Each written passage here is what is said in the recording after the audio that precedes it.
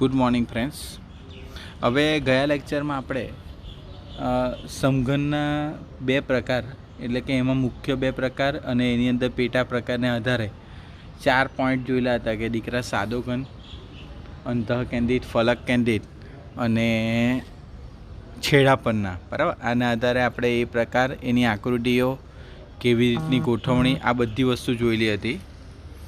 હવે આપણે આગળ જઈએ એના 7 સ્ફટિક પદ્ધતિઓ વિશે માહિતી.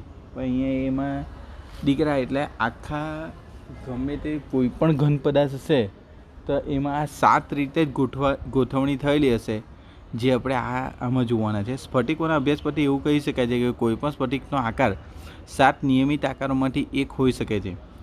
આવા મૂળભૂત નિયમિત આકારોને 7 સ્ફટિક પદ્ધતિઓ કહે છે. આપેલ સ્ફટિક કઈ પદ્ધતિઓમાં આવશે? ફલકો વચ્ચેના ખૂણા માપીને તથા તેમની અક્ષની જરૂર પડે છે તે પરથી તેનો આકાર નક્કી થાય છે. 7 સ્ફટિક પદ્ધતિઓ નીચે દર્શાવેલી છે. હવે એ પદ્ધતિઓમાં પહેલું છે સમઘનીય, ચતુષ્કોણીય, ઓર્થોરોમ્બિક, મોનોક્લિનિક, પછી શસ્ત્રકોણીય, રોમ્બોહેડ્રલ ને ટ્રાયક્લિનિક. દીકરા મુખ્ય 7 પોઈન્ટ આપેલા છે અહીંયા. હવે એના પછી આગળ હવે આમાં એવું છે કે એક વૈજ્ઞાનિકે એવું સૂચવ્યું છે કે દીકરા આ 7ના પાછા બીજા પેટા પ્રકારો આપેલા છે ને એ પેટા પ્રકારોના આધારે છે ને ટોટલ 14 પ્રકારની શક્યતાઓ છે. હવે આપણે આગળ જોઈએ પેલી ધાર, તો 3 ધારો છે ABC, બરાબર છે, ને આપણે એના ખૂણાઓ આલ્ફા, બીટા, ગેમા, બરાબર. એના આધારે એ લોકો એવું કહે છે કે આના છે ને તો ટોટલ 14 શક્યતાઓ છે ને એ 14 શક્યતાઓ અહીંયા નીચે આપેલી છે ભાઈ વૈજ્ઞાનિકે. ફ્રેન્ચ ગણિતશાસ્ત્રી બ્રેવિસે દર્શાવ્યું છે કે માત્ર 14 શક્ય ટ્રીપાઇમેલી લેટિસ છે અને તેઓને બ્રેવિસ લેટિસ કહે છે.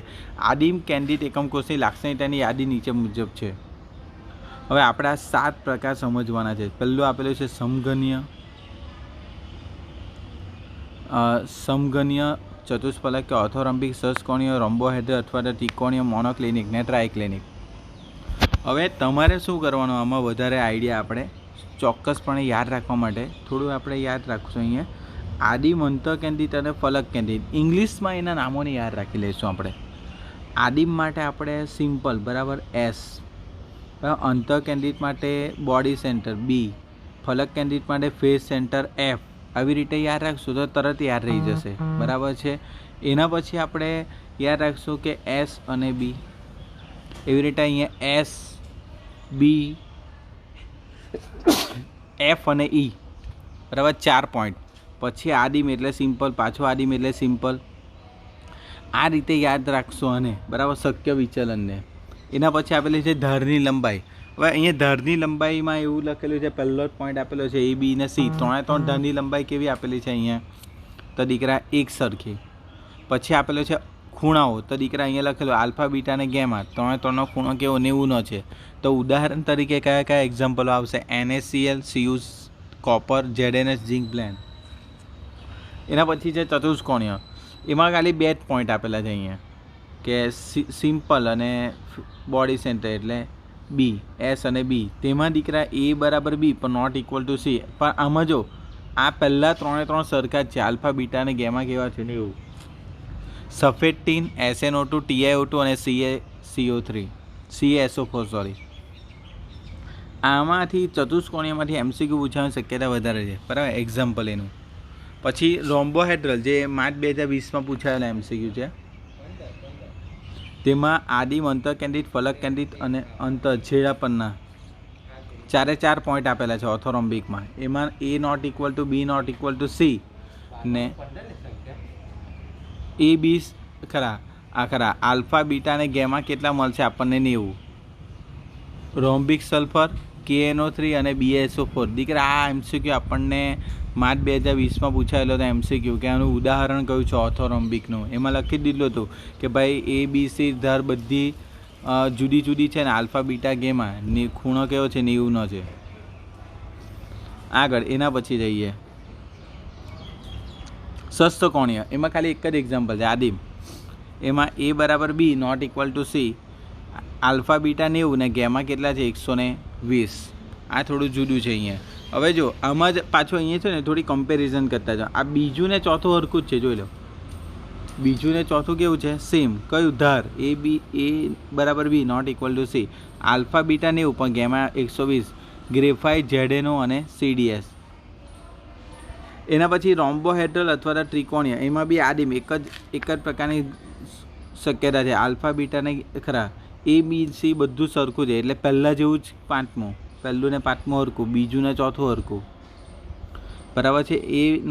એ બરાબર બી બરાબર ખરા આલ્ફા બરાબર બીટા બરાબર ગેમા નોટ ઇક્વલ ટુ 90 ને અહીંયા 90 કરતાં પેલું << આપેલું છે. હવે એમાં કેલ્સાઇડ દીકરા આવી રીતના બી તમને MCQ ઘણા પૂછાશે. કેલ્સાઇડ બરાબર CaCO3 ને સીનને 12 બરાબર. તો સીનને 12નું એક્ઝામ્પલ આપેલું છે HGS. એટલે હવે થાય શું છે કે તમને એવું નહીં થશે કે બેઠું એક્ઝામ્પલ, આવી રીતે નામ બદલીને બી પૂછી શકાય. એના પછી આપેલું છે મોનોક્લિનિક. મોનોક્લિનિકમાં આદિમ અંતઃકેન્દ્રિત 2 આપેલા છે. હવે આમાં પાછું પેલું ત્રીજા જેવું આવ્યું. આ બંને ત્રીજા જેવા જ બંને ત્રીજા જેવા જ છે. અગાડી એમાં A not equal to B not equal to C, alpha is equal to gamma is equal to 90 ને બીટા નોટ ઇક્વલ ટુ 120. હવે એમાં એક્ઝામ્પલ અહીંયા લખાઈ ગયેલું છે. આ એક્ઝામ્પલ અહીંયા આવશે. મોનોક્લિનિકને Na2SO4 × 10H2O. ને છેલ્લું છે ટ્રાયક્લિનિક. એમાં આદિમ જ છે ને તેમાં બધું જ નોટ ઇક્વલ ટુ. આ બી બધું નોટ ઇક્વલ ટુ. આ બી પૂછાઈ દેવું છે, કારણ કે બધું નોટ ઇક્વલ ટુ છે. તેમાં એક્ઝામ્પલ બી યાદ રહી જાય તેવા છે. K2Cr2O7, CuSO4 × 5H2O ને દીકરા H3BO3. હવે આપણે જે અહીંયા શક્ય વિચલન જોઈએ ને, ત્યાં ધ્યાન આપજો. તો પહેલામાં 3 શક્ય છે, પછી 2 છે, પછી 4 છે, પછી બધામાં 1 છે. તો એના આધારે નીચે આકૃતિઓ આપેલી છે. બ્રેવિસ્ટિટીના 14 પ્રકારના એકમ કોષો. પહેલું જો પહેલા 3 એટલે સમઘનીય એકમ. લંબાઈ સમાન છે પણ બધા વચ્ચેનો ખૂણો કેવા છે? 90નો છે. તેમાં 3 આદિમ, અંતઃકેન્દ્રિત ને ફલક કેન્દ્રિત. પછી આપેલ છે ચતુષ્કોણીય લેટિસ એકમ કોષ. બરાબર. હવે ચતુષ્કોણીયમાં જોઈ લો તો તેમાં 2 જ પ્રકાર આપેલા છે. તો જો ચતુષ્કોણીયમાં અહીંયા બી 2 જ આકૃતિ, આદિમ, અંતઃકેન્દ્રિત. નીચે જો ઓર્થોરોમ્બિક, તેમાં 4 શક્યતાઓ છે, 4 બતાવેલી છે. આદિમ, છેડા કેન્દ્રિત, અંતઃકેન્દ્રિત ને ફલક કેન્દ્રિત. પછી મોનોક્લિનિકમાં દીકરા 2 છે, આદિમ છે ને છેડા પરના છે ને 2 મોનોક્લિનિક. ને હવે જો સસ્તકોણીયમાં બી એક જ છે, આદિમ જ છે. રોમ્બોહેડ્રલમાં બી એક જ છે ને ટ્રાયક્લિનિકમાં બી એક જ છે. બધામાં 1 છે. પતી ગયો. એટલે આટલી શક્યતાઓ છે. આગળ એના પછી નેક્સ્ટ ક્વેશ્ચન.